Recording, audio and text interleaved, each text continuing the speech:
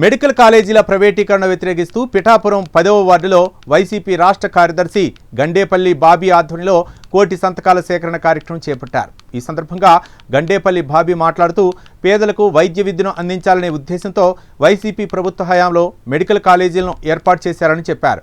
కూటమి ప్రభుత్వం వీటిని ప్రైవేటీకరణ చేయడం అన్యాయమని అన్నారు.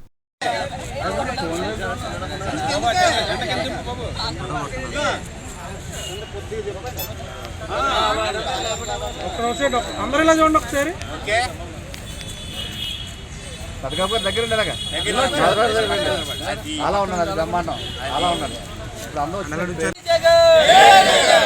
మెడికల్ కాలేజీ జీవోని వెంటనే మెడికల్ కాలేజీ జీవోని వెంటనే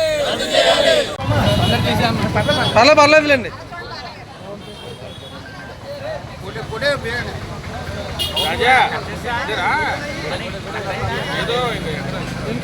ప్రజా మద్దతు ఇప్పటికే మాకు బలంగా ఉంది. 2024లో పరిస్థితుల్లో కొంత మేము వెనకబడ్డ మాట నిజమైనప్పటికీ ఈవేళ ప్రజల్లో తిరుగుతూ ఉంటే మేము తప్పు చేసాం, మాకు జగన్ ప్రభుత్వంలో చాలా బాగుంది, మేము అన్నీ పొందాం, మాకు సచివాలయాలు వచ్చాయి, వాలంటీర్లు వచ్చారు, రైతు భరోసా వచ్చింది, అమ్మఒడి వచ్చింది, ఏది కూడా డేటు తప్పకుండా క్రమం తప్పకుండా ప్రతి నెల కూడా డబ్బులు వేసాడు జగన్ అన్న.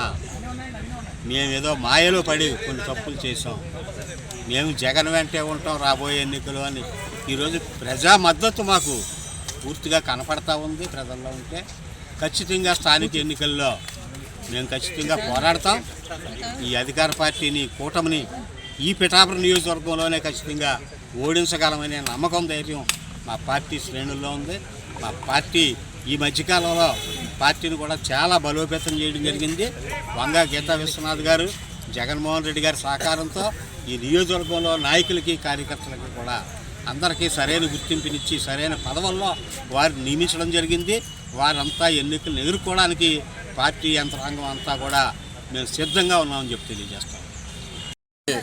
ఈ కార్యక్రమానికి చేసిన నాయకులకు, మన ప్రజలకు అందరికి కూడా హృదయపూర్వక నమస్కారాలు తెలియజేసుకుంటూ, కోటి సంతకాల సేకరణ కార్యక్రమం స్టేట్ పార్టీ జగన్మోహన్ రెడ్డి గారు సూచనల మేరకు శ్రీమతి వంగా గీతా విశ్వనాథ్ గారు పిఠాపురం నియోజకవర్గ ఆవిడ అనుమతితో ఈ పిఠాపురంలో కోటి సంతకాల టౌన్లో కార్యక్రమం చేపట్టడం జరిగింది. ఈ రోజుకి 10 వార్డులు కంప్లీట్ చేయడం జరిగింది. అందులో భాగంగా 5వ వార్డు మన బజ్జా పెద్దకాపు గారిది, 6వ వార్డు గండేపల్లి బాబీ గారు మన చైర్మన్ గారి వార్డు. ఈ కార్యక్రమాల్లో పాల్గొనగా ప్రజల నుంచి చాలా అధికమైన రాబాబనులతో వచ్చి ఈ కోటి సంతకాల సేకరణలో కూడా పాల్గొనడం జరిగింది. చాలా దౌర్జన్యమైన విషయం ఏంటంటే కూటమి ప్రభుత్వం ఈ అమరావతి డెవలప్మెంట్ విషయాల్లో కనీసం 0.1% ఈ ప్రైవేట్ కాలేజ్